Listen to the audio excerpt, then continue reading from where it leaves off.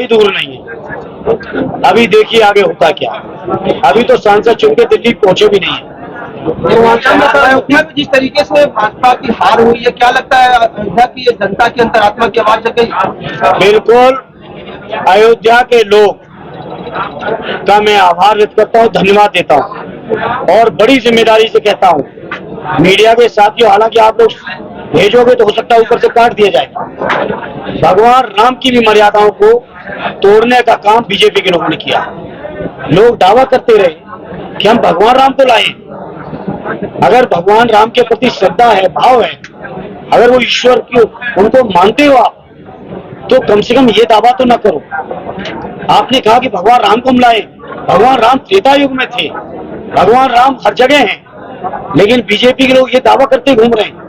यही नामांकन के दिन बीजेपी के प्रदेश अध्यक्ष आए थे, आज आप उनकी रिकॉर्डिंग्स उठाइएगा और क्या कह के गए थे। तो इसलिए भगवान राम भी इस बार नाराज हो गए और उनके भी जो स्थान थे, चाहे अयोध्या हो चाहे चित्रकूट बांधा हो, सारी जगह पर बीजेपी हारी है। जिस तरीके से बीजेपी बनारस में चुनाव जीती है, प्रधानमंत्री वहां चुनाव लड़ रहे थे, लेकिन काफी कम मार्जिन रहा। इंडिया गठबंधन ने काफी चैलेंज उनको किया, क्या कहें? हमारे राष्ट्रीय अध्यक्ष जी लगातार कह रहे थे कि क्योटो में संघर्ष है, हो सकता है, शायद लोगों को अंदाज होता है इतने नजदीक आएंगे तो लोग वहां भी परिणाम बदल देते हैं। लेकिन जिस तरह से ग्राफ गिरा है, मीडिया के लोगों, पूरा देश महसूस कर रहा है कि झूठ की राजनीति लंबे समय नहीं चल सकती, धोखे की राजनीति लंबे समय नहीं चल सकती। दिन भर पिछले की बात बीजेपी को भाषण दिए। आप बताओ, 350 लेटरल एंट्री की है आईएएस की पोस्ट में। मैं लगातार पूरे चुनाव में प्रेस के माध्यम से पूछा और अब संसद में खड़े होकर जाके पूछूंगा कि बताओ कितने दलितों को, कितने आदिवासियों को, कितने पिछड़ों को आपने भागीदारी दी। बताएं बीजेपी के लोग, देश की राष्ट्रपति भवन के सचिवालय में, प्रधानमंत्री सचिवालय में, देश के जितने भी बड़े पद हैं सचिव स्तर के, उन पर पीएसयू हैं, उनमें मुख्यमंत्री के तौर पे, उनमें गवर्नर के तौर पे हैं, तो उनमें देश की जितनी भी की पोस्टें हैं, आज संसद में जाने के बाद चूंकि आजमगढ़ के लोगों ने अपना आशीर्वाद देके मौका दिया है, तो जाके इस सवाल पूछेंगे कि बताएं बीजेपी के लोग 10 साल में क्या किए। धोखा जातीय जनगणना पर जब बीजेपी विपक्ष में थी 2010 और 11 में, उस समय जातीय जनगणना का समर्थन कर रहे थे और जब सत्ता में आए कई बार संसद में इस सवाल उठा।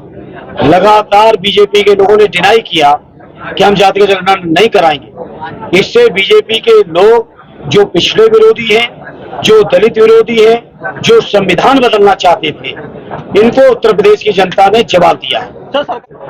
मैंने उस समय भी कहा था, आज भी उसी बात को दोहराता हूँ, हम लोगों को कोई बड़े रोड मैप की जरूरत नहीं है, क्योंकि आजमगढ़ के विकास की बुनियाद, विकास का सपना सदैव नेताजी ने रख दिया था। आगे अखिलेश यादव जी उसको आगे बढ़ाया, उसी रास्ते पे चलते हुए आजमगढ़ के लोगों की जरूरत के हिसाब से उसको और आगे बढ़ेंगे।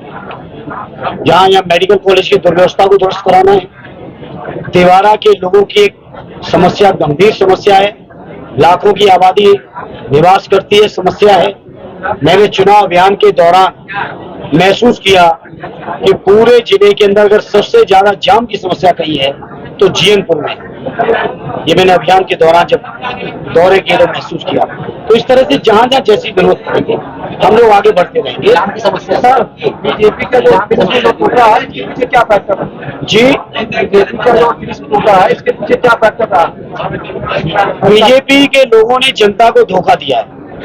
14 से लेके आज 24 आ गई, 10 साल में 5वां चुनाव है। 14 का चुनाव हुआ, 17 का हुआ, 19 का हुआ, 22 का हुआ और 24 का हुआ। पांचों चुनाव में लोगों को गुमराह करने की बीजेपी ने हर संभव कोशिश की। चूंकि मोदी जी आए थे गुजरात से, उत्तर भारत के लोग वाकिफ नहीं थे, मीडिया के लोगों ने, आप सब लोगों ने, बीजेपी के लोगों ने जो भी उनको प्रमोट किया, उनकी इमेज को, लोगों ने मान लिया कि शायद 2 को रोजगार मिलेगा, लोगों ने मान लिया कि महंगाई कम कर देंगे, लोगों को यकीन हुआ कि शायद रुपए की स्ट्रेंथन होगी, अर्थव्यवस्था में मजबूती आएगी। लोगों ने जिस तरह के भाषण दिए थे उन्होंने कि मैं देश नहीं बिकने दूंगा, और लोगों ने 10 साल में महसूस किया कि बीजेपी के लोग समझ लो जो चुनाव में वादा करें ठीक उल्टा चलते हैं। जो बेरोजगारी खत्म करने का दावा कर रहे थे, आज देश के अंदर बेरोजगारी की दर सबसे ज्यादा है। जिन्होंने महंगाई खत्म करने की बात की, सबसे ज्यादा महंगाई है। जिन्होंने बात की थी देश नहीं बिकने दूंगा, देश की कोई सार्वजनिक विभाग या संस्थाएं नहीं बची हैं जिनको बीजेपी के लोगों ने न बेचा हो। तो लोगों को ऊपर से जो पर्दा था, जो एक तिलिस्म बनाया गया था, वो इस चुनाव में लोगों की नजर में आ गया, समझ में आ गया। और जो हमारे नेता आदरणीय अखिलेश यादव जी ने एजेंडा सेट किया था या लोगों की बातों को रखा था, लोगों ने आज उस पर भरोसा किया। और आज हम फख्र के साथ कहते हैं, लखनऊ से चलिए, बाराबंकी से घुसिए, फैजाबाद, अयोध्या, अम्बेडकर नगर, आजमगढ़, जौनपुर, मऊ, बलिया, देवरिया, गाजीपुर, कहीं तक चले जाइए, बिहार की सीमा तक एक बनारस को अपवाद छोड़ दो तो लोगों ने कहीं खाता नहीं खुलने दिया। सर, समाजवादी पार्टी देश में